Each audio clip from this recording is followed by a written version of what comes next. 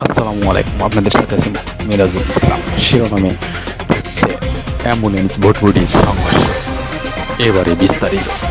গত ৯ সেপ্টেম্বর রাজশাহী মোহনপুর উপজেলার ত্রিমোহনী বাজারে অ্যাম্বুলেন্সের সঙ্গে একটি ভুটভুটি গাড়ির সংঘর্ষ হয় এবং এতে দুই গাড়ির কিছু ক্ষয়ক্ষতি হয় এবং একটি বৃদ্ধ মহিলা আহত হয় এবং সেখানে লোকজন জড়ো হতে থাকে এবং বৃদ্ধ মহিলাটির ট্রিটমেন্ট শুরু করে এবং পরবর্তীতে সিএনজি করে রাজশাহী মেডিকেলে পাঠানো হয় এবং ভুটভুটি এবং অ্যাম্বুলেন্সের কিছু ক্ষতি হয় বলে জানান ড্রাইভারেরা।